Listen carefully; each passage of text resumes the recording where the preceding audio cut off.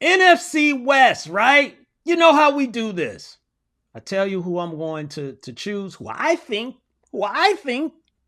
will finish first, second, third, and fourth, right? So we got the Niners, we got the Cardinals, we got the Seahawks, and we got the Rams.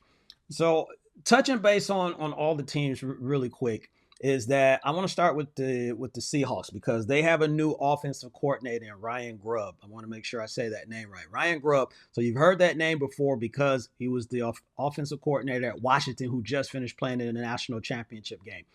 Seattle is going to be interesting to me because all the Pete Carroll days, we know how they were emphasizing running the ball. Ryan Grubb emphasizes passing the ball. You saw Michael Penix, you saw Rome Duze, you saw Kit Franklin for Washington. They put up points, and this is going to be a little bit of a transition, for Seattle to, I think, pass the ball more. I'm not saying they're going to totally get away from the run because you got a running back in Kenneth Walker there that I think will still pay dividends and provide a benefit or quality and value, for this team. But I do think they're going to push the ball down the field more.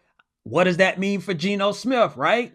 Pete Carroll was his guy, right? Pete advocated, we don't need another quarterback. Russell's gone. We're going to roll with Geno. And Geno had success that first year. Second was a little bit down. Can he pick it back up? So that's going to be real interesting about the Seattle Seahawks is that you got DK Metcalf, you got Tyler Lockett, you got Njiba, if I'm saying his name right, Smith on this team. He played at Ohio State, so I know all about him giving us problems in the Big Ten. So you got this unit that I think Ryan Grubb is going to try and make definitely a better offensive weapon. But then on the defensive side, the coach that they hired, Mike McDonald, he was in Baltimore. So he's going to be putting his hand all over this. Now, will they get back to the Legion of Boom? I'm not putting that on them. That's not fair to them. But I do think the defense will improve. So Seattle's going to be interesting to watch this season. A lot of stuff, a lot of moving pieces that could turn out very well. Let's move to the Arizona Cardinals. So the Cardinals, they get Kyler back. Let's just say that fully healthy, right? He came back from an ACL midway in the season. I think week 10 is when he got back. And look, from that injury, even if you're playing, you still don't fully recover. I think it still takes an entire full year to really get back to where you want to be. So now they're talking about Kyler is there. So can he go to that next level, right?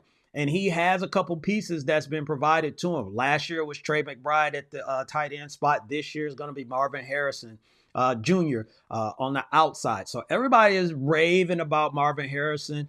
I think from seeing, look, I'm just on the outside looking in, but from the outside looking in, it looks like he understands it. He gets it. Obviously, he has a pedigree that he comes from that helps, with that. So I don't think Marvin Harrison is anybody that you're going to have to worry about because he got his father, but don't forget, he got number 11 that used to play there as well. So I'm sure Larry Fitzgerald is going to be in his ear. You look at the running back situation. They went and got Trey Benson from Florida State this year to go along with Connor. And can Connor stay, healthy? He gets injured. It is what it is.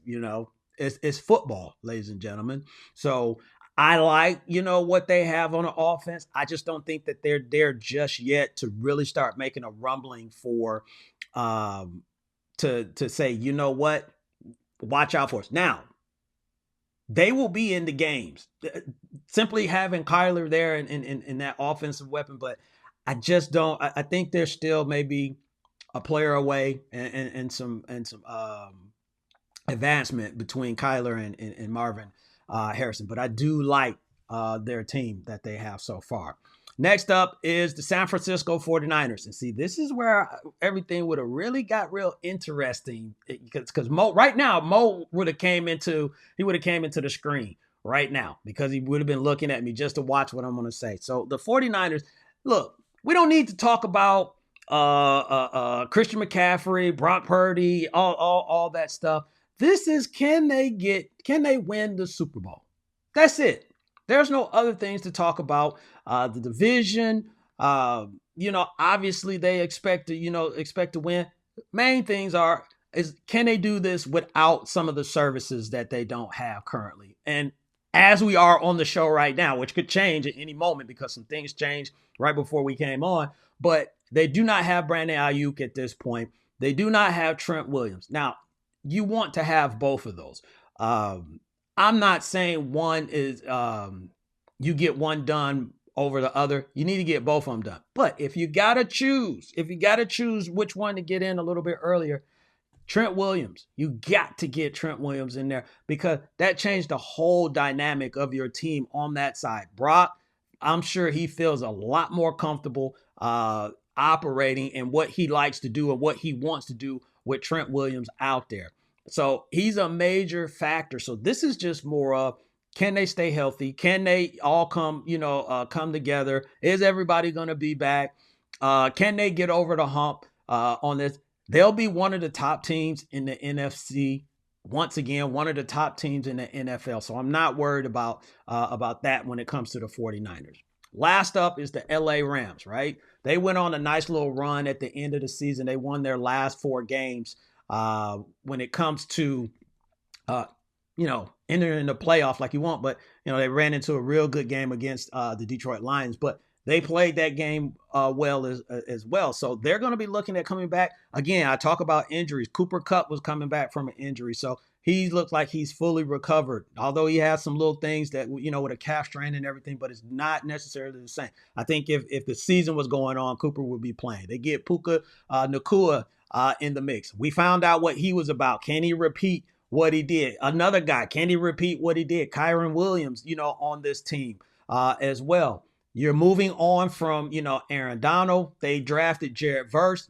I am not saying at I'm not saying that he's Aaron Donald, but can he contribute right away? Can he make that impact? And some of the things that Aaron Donald did for the LA Rams. So on the defensive side, there are some things. On the offensive side, it's more about can they click again? Can they put those items together? So for this division, I'm gonna say it comes down to a 2-team race as far as like first place. So in fourth, I think I'm going to still go with the Arizona Cardinals at this point. Third, I will go with Seattle. I think those two between Arizona and Seattle will be a back and forth. I don't see Arizona only winning like 4 games or something like that. I think they could get close to 500 as well as Seattle on this. So it leads down 2 teams, right? The Rams and the 49ers, who both were in the playoffs. This is the part where Mo gets mad at me, okay? I'm just saying. I got this feeling, and I'm not saying that it changes anything for the 49ers, but I got the 49ers finish second, and I know Mo is going to come looking for me, but I just got this feeling that the Rams, this may be their opportunity to really play against the 49ers and cause them some trouble. Look, the Rams went 5-1 in the division, right? So they split that matchup with the San Francisco 49ers. I know it's at the end of the year and people are just like, the 49ers already had, things wrapped up, but a win is a win in your division, and they played them tough when they saw them at the beginning of the season as well. I think, with the Pukas, with the Cups, we saw in both the playoff matchups between the Packers and the Lions, the one thing that both of those teams had, they had offenses that can produce points. So it put pressure on the 49ers, regardless of what they had. And we even saw it against Kansas City in the Super Bowl, is that when they went up against teams that can put up points, it wasn't the same as some of the other teams. Now, the Rams also finished the division, or finished the season 2 games behind the 49ers. So it wasn't like this was 49ers won 12 games, Rams won 10. So I'm thinking the Rams are thinking we can give them a problem. So if there is one team that I think at this junction that could probably give the 49ers some problems, some fits, and we've seen the 49ers. They slipped up in some games last year. it gets hard as you keep going to the Super Bowl because you're playing more games than anyone else. It gets tougher and tougher and tougher, for this team. So I'm going to say by one game, right? This is going to be a tight race to the end. We'll see if I'm right, on it.